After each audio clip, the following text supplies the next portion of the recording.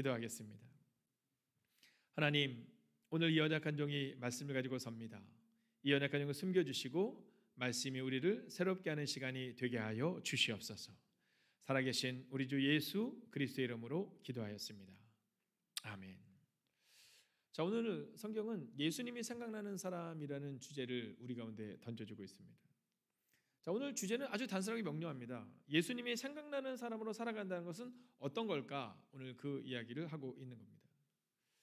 자, 여러분은 어떤 사람이십니까? 혹시 여러분 어저께 하루를 살아갈 때 여러분 주변에 있는 사람들이 성도님을 보니까 또는 아줌마 아저씨를 보니까 예수님이 생각나요 하는 삶을 살아가고 있느냐라는 겁니다.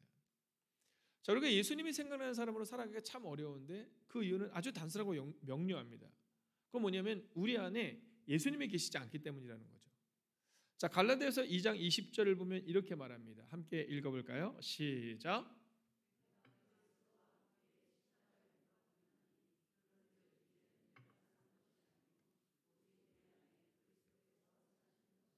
자, 오늘 갈라디아서를 통해 바울은 뭐라고 말하냐면 내가 사는 것은 내가 사는 게 아니다.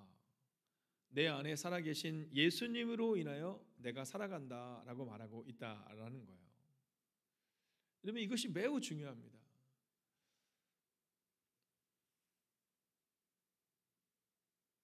네, 여러분 절대로 우리 성경 선생님을 쳐다보지 마시고 저만 쳐다보시기 바랍니다. 네, 지금 아주 중요한 일을 하러 가고 있는데요. 네, 여러분 저를 보세요. 네, 저를 보시되 우리 박수를 한번 쳐줄까요? 이게 사실은 매 아침마다 이거 생각하고 하는 거 진짜 어려운 거예요. 일찍 와서 이거 세팅해 놓고, 네, 그래서 우리가 이제 토요일마다 여러분에게 쇼폼이라고 아주 짧은 메시지를 보내는데요. 이 메시지는 여러분 여러 번 보지 마시고 누군가에게 좀 전달하면 좋겠어요. 이렇게 전달하기 누르면 바로 전달이 되거든요. 자, 오늘 바울은 뭐라고 말하면 내가 안에 예수 그리스도에서 살아계시다라는 거예요. 그러니까 우리 안에 그리스도 예수가 생각나는 사람으로 살아가기 위해서는 내 안에 그리스도께서 사셔야 된다는 거예요. 할렐루야. 여러분 어떻습니까? 내 안에 그리스도께서 지금 살아가고 계십니까? 오늘 아침에 올 때 예수님과 함께 동행하셨습니까? 여러분, 예수님을 생각나게 하는 사람, 이 예수님을 생각나게 하는 사람은 예수님을 떠오르게 하는 사람이거든요. 자, 오늘 본문은 우리 가운데 그 얘기를 하고 있습니다. 여러분, 교회 안에서 열심은 매우 중요합니다.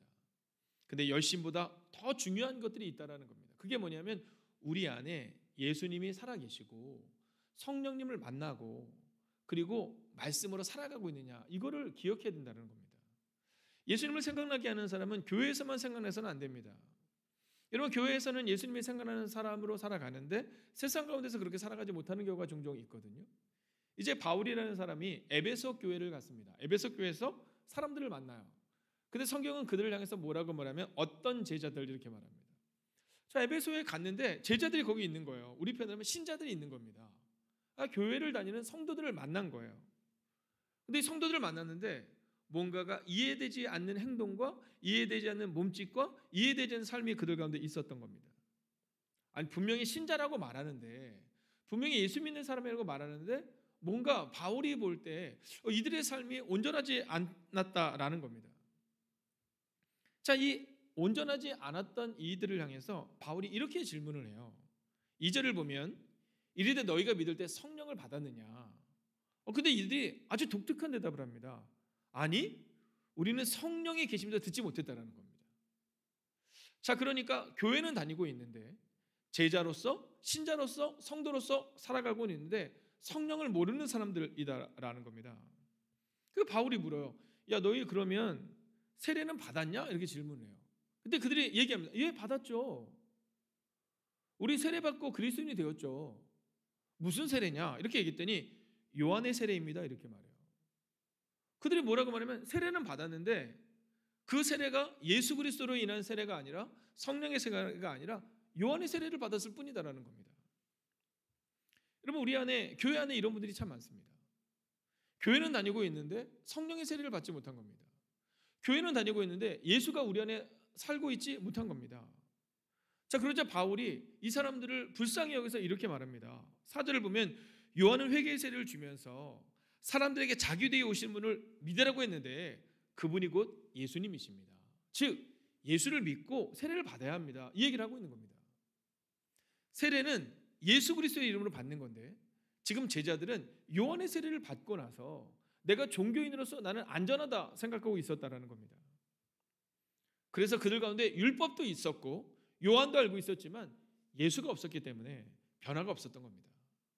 예수로 인하여 세례를 받지 못했기 때문에 그들 가운데 변화가 없었고 특별히 그들 안에 예수님이 계시지 않았다라는 겁니다. 자, 오늘 주제가 예수님이 생각나는 사람, 예수님을 생각나게 하는 사람인데요. 그렇다면 이 예수님이 생각나게 하는 사람은 바로 이 제자들의 모습을 통해서 오늘 바울은 이렇게 말해줍니다. 먼저 첫 번째로 예수님과 동행하는 사람이 예수님을 생각나게 한다라는 겁니다. 여러분, 제자는 제자인데 예수님을 생각나게 하지 않는 제자가 있습니다.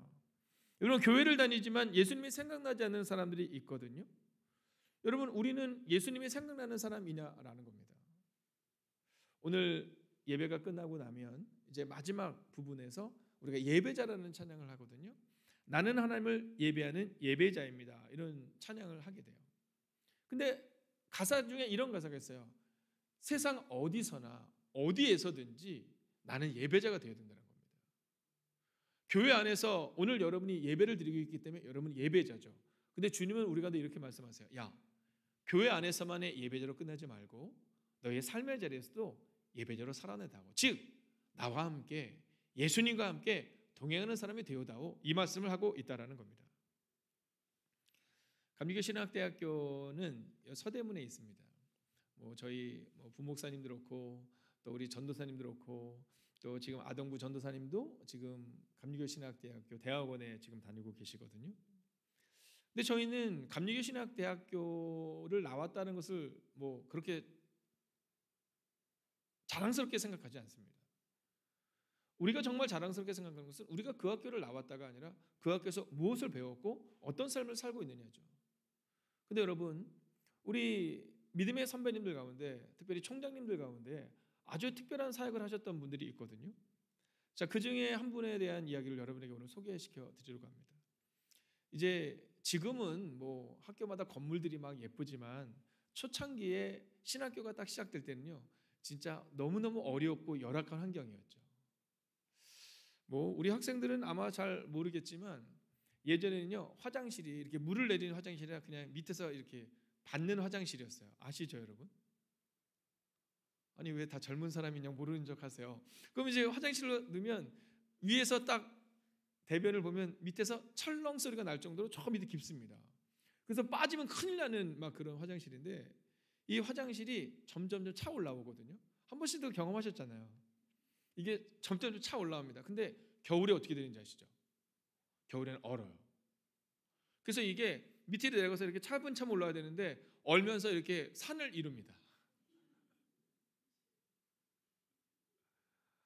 아니, 왜 경험 안 하신 것처럼 그러세요?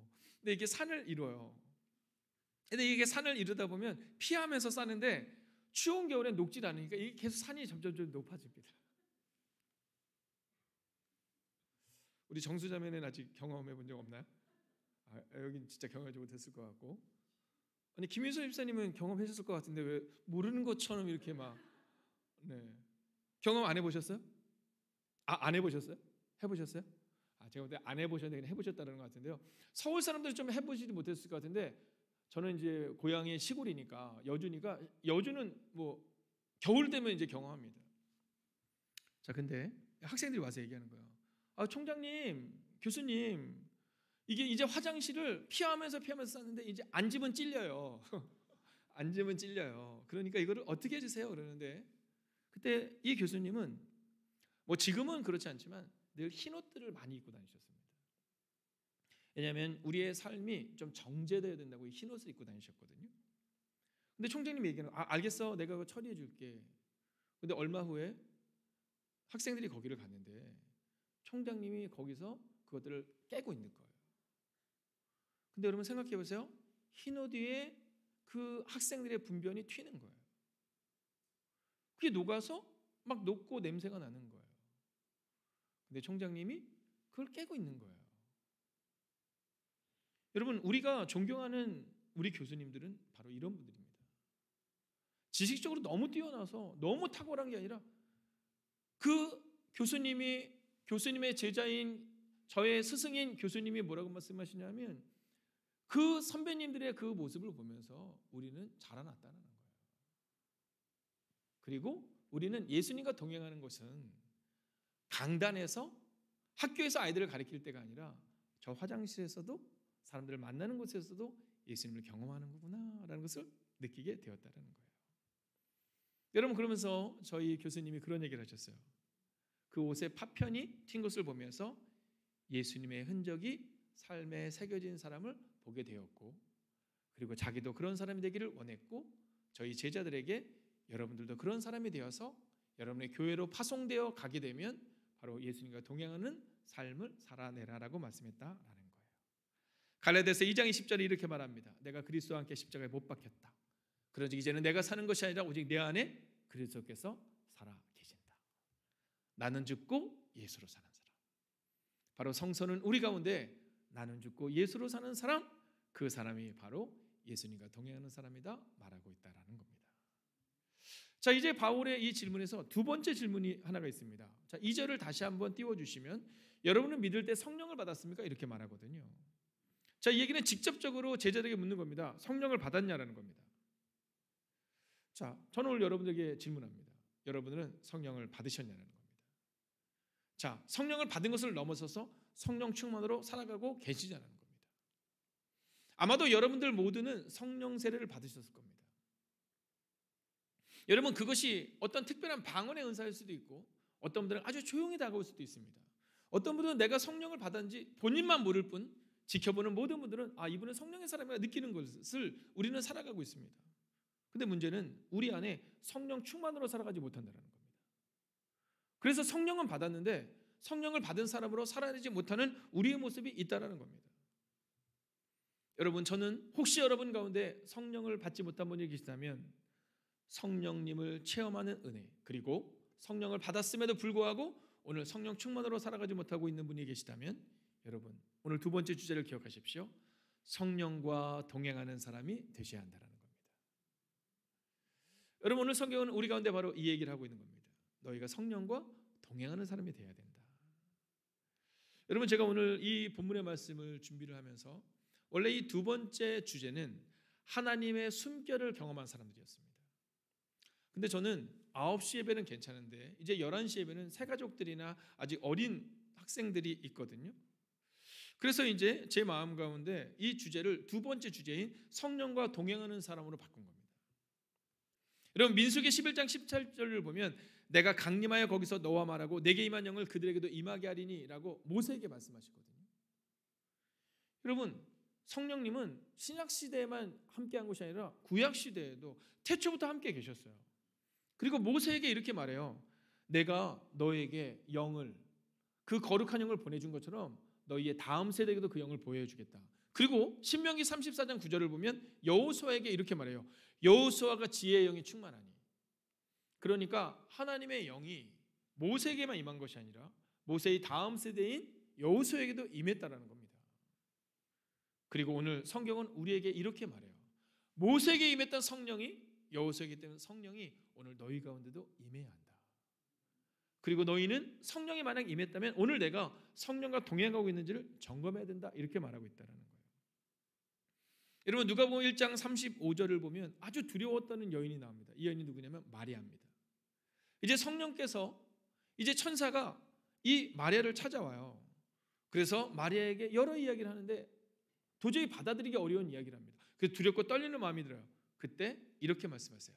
성령이 내게 임하시고 지극히 높으신 이의 능력이 너를 덮으시리니. 여러분, 혹시 오늘 여러분들 가운데 마리아처럼 두렵고 떨리는 영혼이 있다면 오늘 하나님의 음성을 들으십시오. 성령이 여러분 가운데 임하시고 지극히 높으신 이의 능력, 즉 성령의 능력이 여러분과 함께 할 것입니다. 여러분, 하나님의 숨결을 경험한 사람들이 되어야 합니다. 오늘 내가 예배를 드리고 돌아가는 사람이 아니라 하나님의 숨결을 경험하는 사람이 되어야 됩니다. 자, 이제 오늘 예수님이 생각나게 하는 사람들을 만들기 위한 이 에베소 교회의 제자들을 통해 첫 번째가, 그리고 두 번째 성령까지 나왔다면 이제 세 번째 주제를 봐야 되는데요. 자, 먼저 8절을 같이 한번 읽어보겠습니다. 함께 읽을까요? 시작.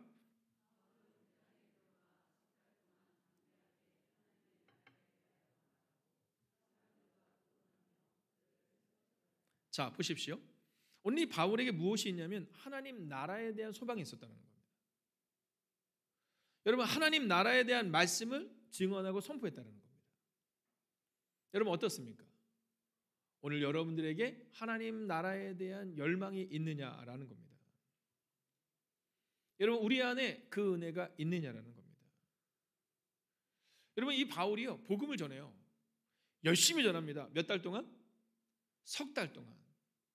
근데 여러분, 이 정도 되면, 바울 사도가 전하는 정도 되면 놀라운 일이 일어나야 되잖아요. 근데 일어나지 않아요. 여러분, 우리가 복음을 전할 때 우리 내면에 깊은 어려움 중에 하나가 뭐냐면, 내가 이렇게 열심히 전하는데 왜 이 복음을 받아들이지 않을까, 뭐 이런 마음들이 우리 가운데 있거든요. 여러분, 그러나 성경을 함께 보세요. 이어지는 성경을 읽겠습니다.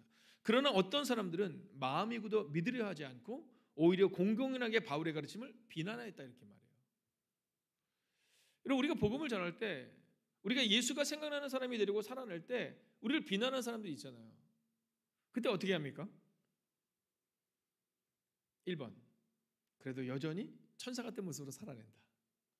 2번, 내가 틀리지 않았다는 것을 증명하기 위해서 이 사람 저 사람 찾아다니면서 얘기하고 비난한다. 여러분, 1번이면 좋겠지만 종종 우리 안에 2번의 모습이 나올 때가 참 많음을 보게 됩니다. 여러분, 그것이 옳지 않음에도 불구하고 자꾸만 비난해요. 근데 성경은 뭐라고 말하냐면 공공연하게 비난했다, 이렇게 말하거든요. 자, 근데 오늘 이 비난하는 장소가 어디입니까? 회당입니다. 우리 치면 예배당인 겁니다. 여러분, 종종 우리 안에 교회 안에서 어떻게 그럴 수 있지? 뭐 이런 마음들 때문에 하나님으로부터 멀어지는 사람들이 있는데, 여러분, 인간적인 실망과 영적 실망을 혼단해서는 곤란합니다. 여러분, 인간적인 실망은 회당에서도 있는 거예요. 바울 같은 위대한 사도가 복음을 전하는데도 지금 비난이 있었다는 겁니다. 근데 우리는 누가 비난을 하면 이 인간적인 실망을 영적 실망으로 꼭 끌고 가요. 교회는 아닌 것 같아. 뭐 이 교회는 아닌 것 같아. 아니, 믿음의 사람들이 그럴 수 있어요. 영적 실망으로 끌고 갑니다. 아니요. 인간적인 실망은 그냥 인간적인 실망으로 끝내는 겁니다. 그럴 수 있지 뭐. 그럴 수 있지 뭐. 사람인데 그럴 수 있지 뭐. 여러분, 이 마음이 우리 가운데 있어야 되는데, 우리 안에는 인간적인 실망을 통해서 하나님을 멀리하는 영적 실망으로 나아가게 되거든요. 여러분, 기억하십시오. 오늘 바울에게도 공공연한 비난이 있었다는 거예요. 자, 우리 옆뒤적으로 한번 이렇게 인사합시다. 그럴 수 있죠 뭐. 한번 인사해 볼까요? 그럴 수 있죠 뭐. 네, 감사합니다. 여러분, 그럴 수 있죠 뭐의 인사가 우리 안에 있어야 합니다. 여러분, 이단의 힘은 비난입니다. 여러분, 이 비난의 힘은요, 자녀들에게 계승돼요. 이스라엘 백성들이 광야에서 40년 동안 하나님의 훈련을 받거든요. 근데 그들의 삶이 변화되지 않아요. 왜? 하나님께서 그 비난을 끊으려고 하심에도 불구하고 끊어지는 그들의 모습을 보며 1세대가 다 전멸된 다음에야 2세대가 온전히 약속의 땅 가나안 땅에 들어간 것을 보게 됩니다. 여러분, 저는 여러분의 마음 가운데 비난 앞에서 무너지지 않기를 원해요. 여러분, 누군가가 우리 가운데 좀 어려운 말을 한다고 해서 금방 막 이러지 않기를 원해요. 여러분, 그냥 그 자리에 있는 겁니다. 제가 오늘도 말씀을 시작하면서 함께 나눴었지만, 여러분, 우리 청년이 친구들을 2명을 전도했는데 뭐 아주 특별하게 아주 진짜 막 영적인 사람이다라고 말할 수 없을 수 있습니다. 막 기도하면 막 그래요? 막 기도하면 막 30분씩 기도하잖아요. 아침마다. 막 방언으로 기도하고 막 가끔 입신도 하고 그러지 않아요. 문제는 뭐냐 하면 특별한 사람이 아니라 하나님 향한 방향성을 놓지 않는 겁니다. 하나님을 향한 방향성을 놓지 않으면 그럼 하나님이 해결하시는 겁니다. 근데 우리는 그러지 않아요. 비난 앞에 넘어지고 자빠지고 낭망해요. 자, 9절을 볼까요? 어떻게 행동했는지 여러분 눈으로 한번 따라봐 주십시오. 어떤 사람들은 마음이 굳어 순종하지 않고 무리 앞에서 이도를 비방했다. 그런데 바울이 그들을 떠나 제자들을 따로 세우고 두란노선에서 날마다 강론하니라 라고 기록하고 있어요. 여러분이 비난 앞에서 견디지 못해 합니다. 근데 성경은 뭐라고 하냐면 날마다 강론하며, 즉 말씀을 따라 살아내라. 그러다 보면 놀라운 일이 일어난다, 이렇게 말하고 있는 거예요. 날마다 두란노선에서 가르쳤다. 여러분, 저는 여러분의 삶을 통하여서 비난과 비방의 자리에 있는 것이 아니라 그저 날마다 하나님 앞에서 말씀을 붙들고 살아내는, 즉 마지막 세 번째 주제인 말씀을 따라 길을 찾는 사람 되시기를 주의 이름으로 축원하겠습니다. 여러분, 종종 길을 잃는 경우가 있습니다. 비난 앞에서, 비방 앞에서 길을 잃죠. 그때 우리는 말씀에서 답을 찾는 겁니다. 그 자리를 지키고 그 자리 가운데 기도하며 오늘을 살아내는 겁니다. 여러분, 말씀이 방향성이 되어야 합니다. 우리의 판단과 우리의 감정과 우리의 의지가 방향성을 정하는 것이 아니라 말씀이 방향성이 되어야 한다라는 거죠. 오늘 주님은 우리 가운데 이렇게 말씀하십니다. 얘야, 혹시 힘들고 어려울 때, 혹시 네가 비난 가운데 있을 때, 이해되지 못하고 오해가 너희 가운데 있을 때, 그때 말씀이 방향성이 되어서 오늘을 살아내라. 네가 아주 특별하고 영적인 사람이 아니어도 네가 그저 하나님을 향하여 방향성을 돌리고 살아가다 보면, 그러면 내가 너의 길을 열 것이다, 이렇게 말씀하고 있다라는 거예요. 저는 목사입니다. 저는 어렸을 때부터 교회에서 자라났습니다. 교회에서 자라나면서 저에게 있어서 특권 중에 하나는 뭐냐면 오랫동안 사람들을 본다는 겁니다. 제가 어제도 결혼식이 있었거든요. 근데 그 교회는 제가 지금부터 12년 전에 사역했던 교회입니다. 자, 거기에서 어른들을 이번 결혼식장에서 정말 12년, 15년 만에 만난 분들이 있습니다. 근데 그분들은 어떤 분들이냐면 방향성을 그냥 하나님께로 정했던 분들입니다. 여러분, 제가 그 교회에 있을 때 뭐 그분들이 아주 특별하지 않았습니다. 그 당시에 아주 특별했던 사람들도 있습니다. 뭔가 신비한 것을 본다고 말하기도 하고 뭔가 특별한 상황을 말하는 사람도 있었습니다. 그런데 어저께 그 자리에 있었던 분들은 아주 특별한 사람들이 아니라 그저 말씀의 방향성을 따라 매일매일을 살아가던 사람들을 12년이 지나서도 우리가 함께 보게 됐다는 겁니다. 여러분, 오늘 여러분의 마음 가운데 혹시라도 근심과 걱정으로 인하여 여러분의 방향성을 하나님으로부터 멀어지게 하지 마시고, 혹시 인간적인 실망이 있어서 그 인간적인 실망이 영적인 실망으로 넘어가는 어리석음을 범하지 마시고, 오늘도 말씀을 방향성 삼아서 성령님과 함께, 예수님과 함께 걸어내는 여러분과 제가 되기를 주의 이름으로 축원하겠습니다. 저는 오늘 여러분에게 이제 이 말씀을 붙들고 마지막으로 부탁드립니다. 예수님을 생각나게 하는 한 사람으로 이번 한 주간을 사십시오. 다 같이 한번 자리에서 일어서 주시겠습니까? 여러분, 저는 오늘 이 찬양을 함께 하면서 우리가 함께 이 예배를 하나님께 올려드리기를 원합니다.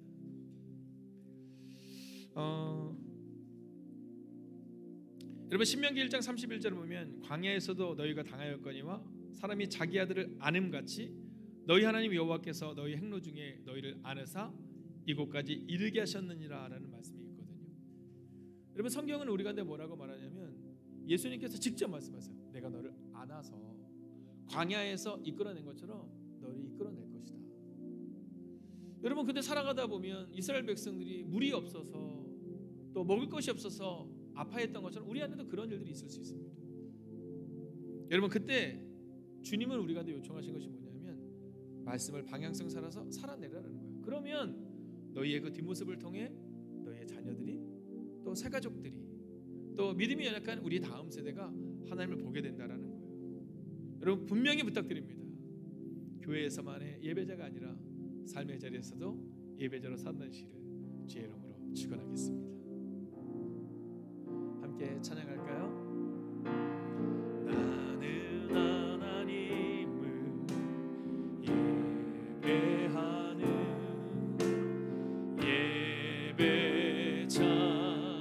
예배자입니다. 내가 서 있는 곳, 내가 서 있는 곳 어디서나 하나님을 예배합니다.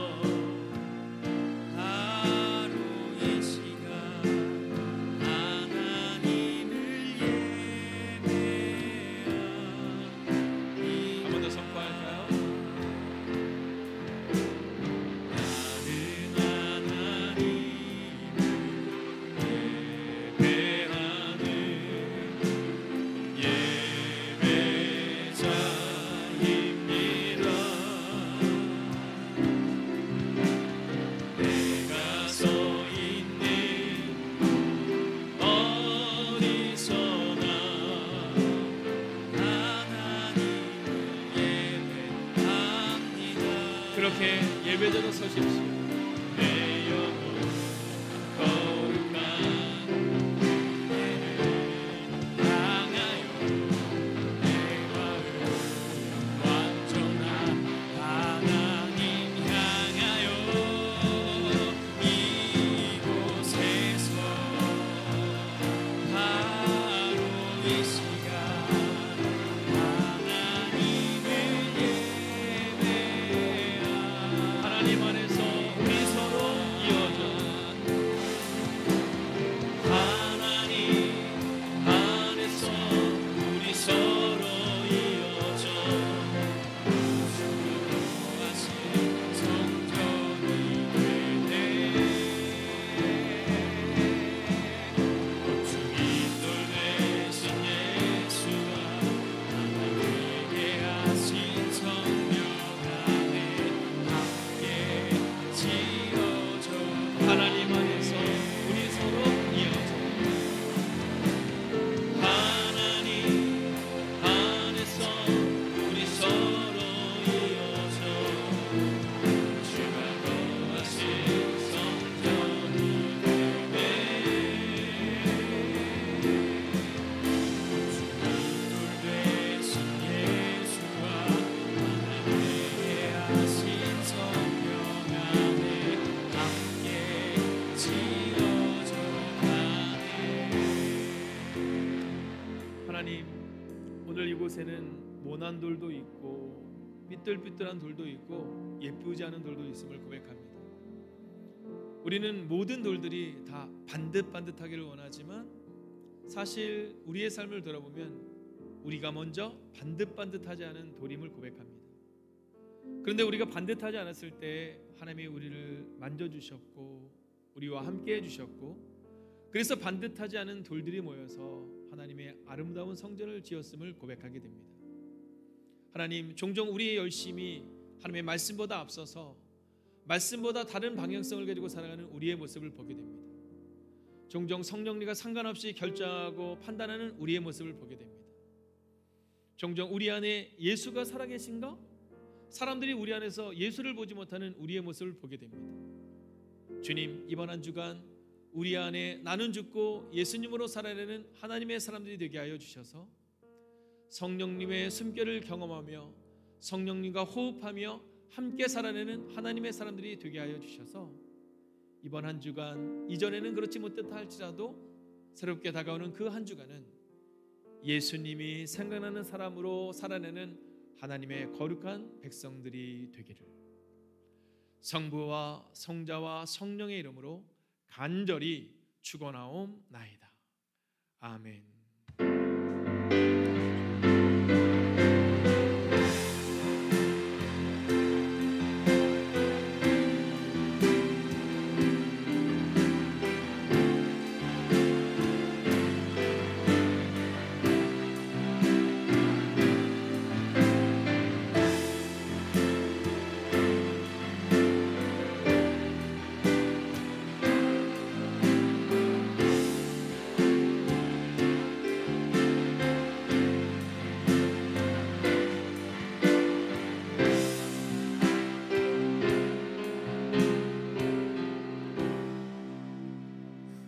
주 의자